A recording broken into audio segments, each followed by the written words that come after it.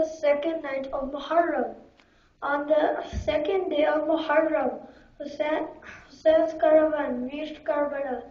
Thousands of Yazid soldiers were already there, having arrived long before the Imam. The small tribe living in Karbala gathered around Hussein's caravan. Imam Hussein inquired about the price of the land in Karbala. He then bought the entire land. Then he first spoke to the menfolk of the tribe. O menfolk of Karbala, we have not come here to fight. Yazid's soldier will fight with us and we will be killed. We will not bury our bodies, and our bodies will be left to the wild animals of the desert. I request a favor from you. Please bury our bodies. Imam Hussein then turned to the womenfolk of the tribe. Ladies of Karbala, you menfolk, out of fear of Yazid's soldiers, might not bury our bodies. Ladies, with your men are working in the fields, please come out of your houses and bury our bodies. Allahumma salli ala Muhammad wa ali Muhammad. Somehow Imam Hussein did not feel the men nor the women would carry out his request. Sadly, he turned to the children who had gathered and spoke gently to them. Children, if your father or your mother are unable to bury us, I beg you to throw a fistful of sand over our bodies while you are playing in the fields. That way, children, our bodies will slowly get buried. Then he turned to everyone who had gathered around and spoke again. My second request to you all is to look after the people who will come to visit our graves after our death. They will be my guests, so please look after them and feed them for the next 3 days. Salawat. Allahumma salli ala Muhammad wa ali Muhammad.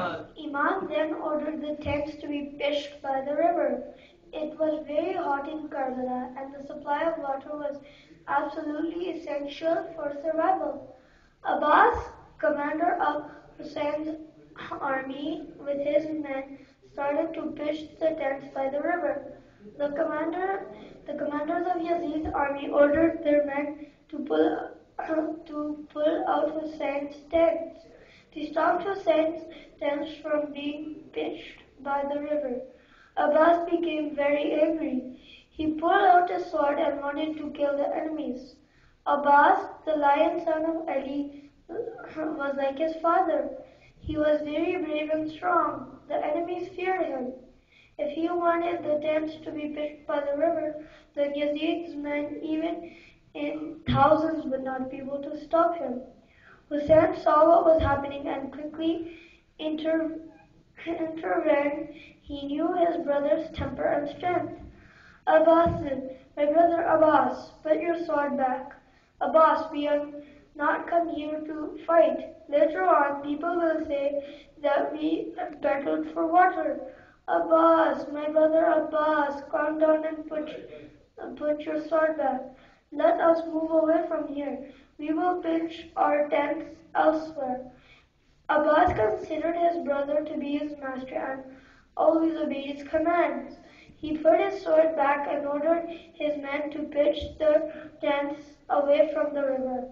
This was the second of Muharram.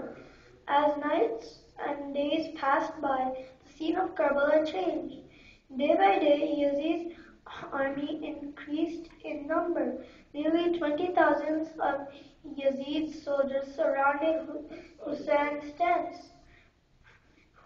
Why so many to fight? No more than 72 men in Hussein's army. Despite having so many men in Yazid's army, his commanders were still worried because the 72 men in Hussein's army were no ordinary men. They were brave, faithful, and did not fear death. Yazid's soldiers knew this and therefore thought of a way to weaken Hussein's army. Salawat. Allahumma salli ala Muhammad wa ali Muhammad. On the 7th Muharram, Yazid's commanders ordered their men to stop water from reaching Hussein's tents. There were many ladies and children with Hussein and suffered a lot without water and food.